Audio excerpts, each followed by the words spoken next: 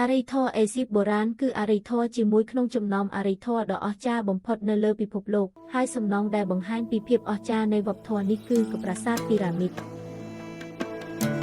ปราสาทแต่งนี้มันเริ่มแต่จีสำนองธรรมดาเตปนใต้จีสัญญาในอำนาจจุมนือศาสนานั่งจำแนกดังปัจจัยจีระบอบชนจีบเอซิบโบราณของแด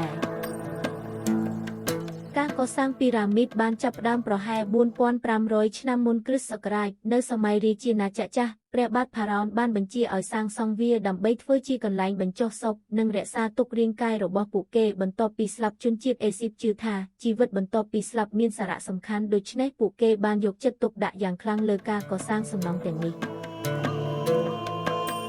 ការសាងសង់ពីរ៉ាមីតមិនមែនជាការងាយស្រួលឡើយវាត្រូវការកម្លាំងពលកម្មរាប់ម៉ឺននាក់រួមទាំងកម្មករស្ថាបត្យករនិងវិស្វករដុំថ្មធំដែលមានទម្ងន់រាប់តោនត្រូវបានកាត់និងដឹកជញ្ជូនពីកន្លែងឆ្ងាយមកកាន់ទីតាំងសាងសង់ពួកគេប្រើប្រាស់ឧបករណ៍សាមញ្ញដូចជាឈើខ្សែនិងស្លាបព្រើដើម្បីអូសថ្មនិងដាក់វាឲ្យត្រឹមត្រូវតាមប្លង់ដែលបានគ្រោងទុក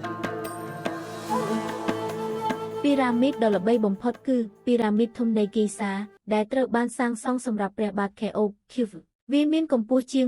140 ម៉ែត្រនិងត្រូវបានចាត់ទុកថាជាមួយក្នុងចំណោមអច្ឆរិយៈ7នៃពិភពលោកបុរាណទោះបីជាមានបច្ចេកវិទ្យាកម្រិតប៉ុណ្ណាក៏ជនជាតិអេស៊ីបអាចសាងសង់សំណង់ដ៏ធំហឹមហៀបែបនេះបានយ៉ាងត្រឹមត្រូវនិងរឹងមាំ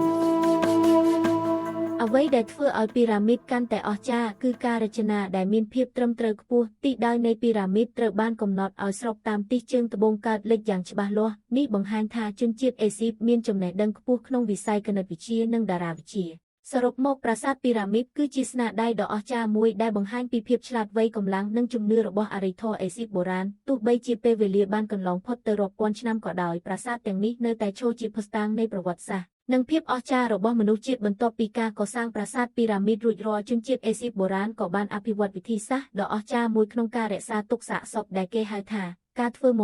mummification វាជាដំណើរការសំខាន់មួយដែលទាក់ទងយ៉ាងជិតស្និទ្ធជាមួយជំនឿសាសនារបស់ពួកគេ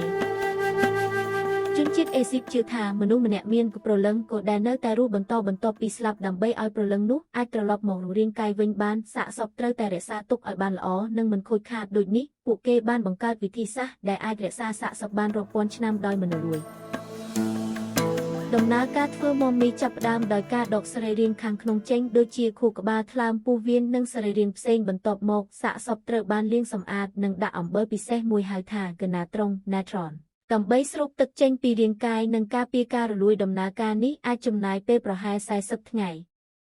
បន្ទាប់ពីសាកសពស្ងួតរួចគេនឹងលាបប្រេងនិងជាតិឈើក្រអូបដើម្បីរក្សាសំណើមនិងក្លិនល្អបន្ទាប់មកសាកសពត្រូវបានរុំព័ទ្ធដោយក្រណាត់ពណ៌ជាច្រើនស្រទាប់នៅក្នុងក្រណាត់នោះគេក៏ដាក់វត្ថុអភិមន្តឬអំណោយសាសនាដើម្បីការពារព្រលឹងនៅក្នុងជីវិតក្រោយស្លាប់ផងដែរ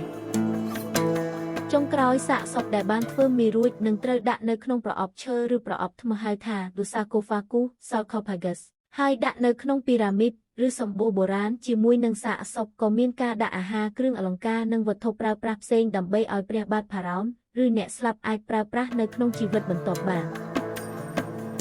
សរុបមកការរក្សាទុកសាកសពរបស់ជនជាតិអេស៊ីបបុរាណគឺជាការបង្ហាញពីជំនឿដ៏ជ្រាលជ្រៅចំពោះជីវិតក្រោយស្លាប់និងជំនាញវិទ្យាសាស្ត្រដែលអស្ចារ្យវាមិនត្រឹមតែជាប្រពៃណីបុរាណទេប៉ុន្តែជាមរតកវប្បធម៌ដ៏មានតម្លៃសម្រាប់មនុស្សជាតិទាំងមូល